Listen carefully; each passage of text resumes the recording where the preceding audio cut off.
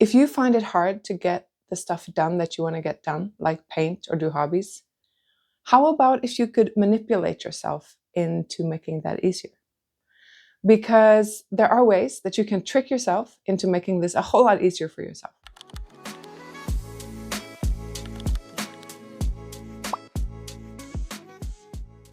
So I just want to talk about it and show you some of my tricks to do this. So behind me here, I have some new artworks. I've been practicing oil painting, really fun. And I want to show you how I, in spite of my very busy schedule and having other things to do, have been able to sit down to paint consistently over the past, say, 3 months. So I'm going to take you into my home office and show you how I do this. So here we have the setup. This is the reason why I've been able to be consistent. It is the humblest of humble setups.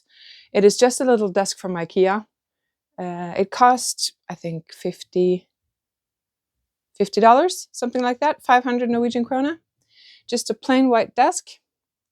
I've covered it with plastic and towels, layers, so that when I paint, I don't mess up the desk. Everything I need to do painting is right here. I have a very limited selection of colors so that I don't get confused and so that it doesn't get too expensive. But I'm skilled at mixing colors, so I can mix whatever I want. But this is the basic that I need. I use Rembrandt and Van Gogh, and I have some gesso here. That's all I need. And some pre-mixed canvas prep gesso with color in it. Paint, canvas, table, easel, which is extremely helpful for small spaces. Just sits on the table. And there you have it. My brushes and good to go. So what this does, it removes the friction between me and doing the thing. It sits there ready for me. And when one canvas is painted, I move it over to somewhere else to hang on a wall to dry. And I just put up the next one. Started this yesterday. This little pre-painting took about 1 hour. So the irony of the thing is that the art itself doesn't take that long.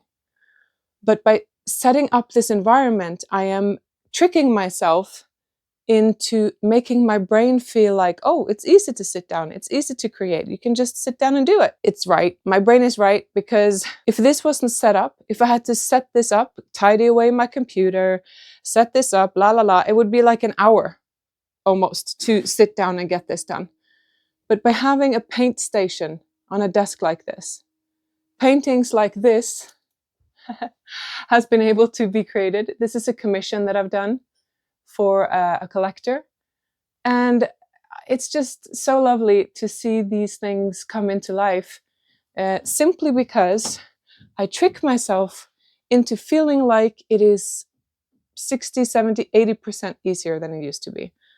And the results speak for themselves. This is now my 6th oil painting in less than 3 months. And that is 6 more than usual. Let's just say that. So having set up an art station like this, tiny, humble, cheap supplies, nothing fancy, but it gets it done because I trick myself into feeling like it's so easy to just sit down. And if you can trick yourself, manipulate yourself by manipulating your environment, this is the way to go. If you think that you're gonna get a lot of artwork done, and you want to get a lot of artwork done, but you haven't adjusted your environment to make that friction-free, which means between you and doing the art, there are no steps. The only step is sitting your ass on the chair in front of your canvas, or in front of your computer or your iPad. So the best way to trick yourself is to manipulate first your environment. Then your environment will trick you into thinking that this is easy, because it is. So it's almost like being your own butler. You go ahead of yourself, set up a space, make it so simple and attractive to sit down and do art that it becomes almost like a no-brainer. So if this was messy, if I had to spend an hour prepping this space, I wouldn't paint. I'm just telling you, it wouldn't happen. Often I paint at night and I'm tired. And if there was friction between me and sitting down, it wouldn't happen. Instead, I can just sit down at a pre-prepped place, almost like somebody, like a butler or something, was here and prepped everything for me. I can sit down and paint, and it feels luxurious and easy. It feels like a little treat, like I get to sit here and paint, not this like laborious chore of prepping everything, setting everything up, and then when all that's done, then I'm going to sit down and paint, but then my head is already tired from setting the whole thing up. So whatever you're trying to do, if you're trying to write more, if you're trying to paint, do a hobby, setting up a station, a dedicated tiny little space, does not have to be big. You saw the size of my desk. It's minute. Setting up a space that is dedicated solely for that purpose, that anytime you've used it, you leave it in a tidy condition. That's how you're going to get stuff done. And for a lot of us, this means you're going to have to dedicate time over the next few weeks, maybe to declutter in your house, throw stuff away, get rid of the unnecessary, to make space for the thing that actually matters to you. And we all know what that is deep down. So if you have something really itching, like, oh, I wish I could draw better, I wish I would take more time to play my piano, you know what that thing is. You know where it's like, it's almost a sadness that you're not doing that thing. You know what it is. You already know. So whatever that is in your life, you have to claim a space for it and make sure that that space is dedicated for that activity. And it's always out. You don't put it away and then it has to be out. It has to be out in whatever capacity that means. For a writer, it can be as easy as being disciplined of having one clear, tiny desk space with one notebook on it or one laptop on it. That is your writing station, and nobody else is allowed to touch that. Whatever that looks like to you, I don't care.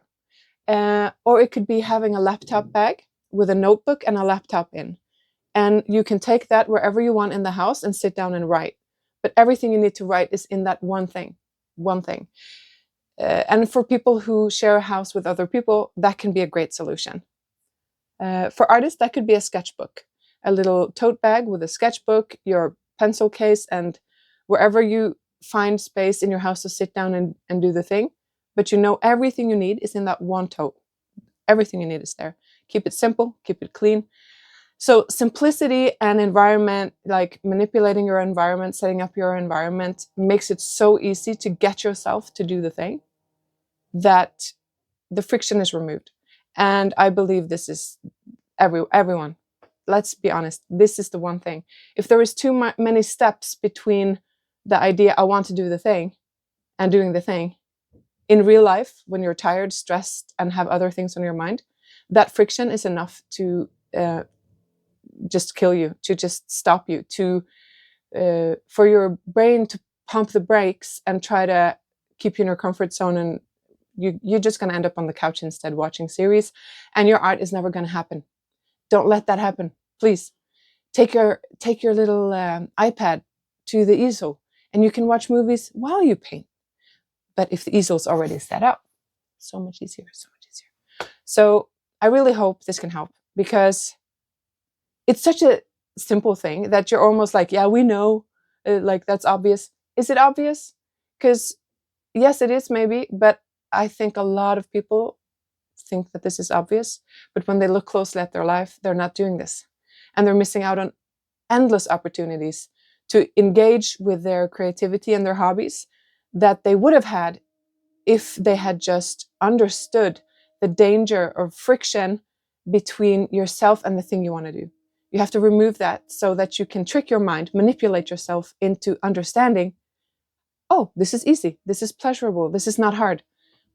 But if there's too many steps, too much friction, you're going to lose 9 times out of 10. That's all I'm saying. So I hope this was helpful for anyone who wants to do their hobbies and be creative. Let's go. Let's make some art.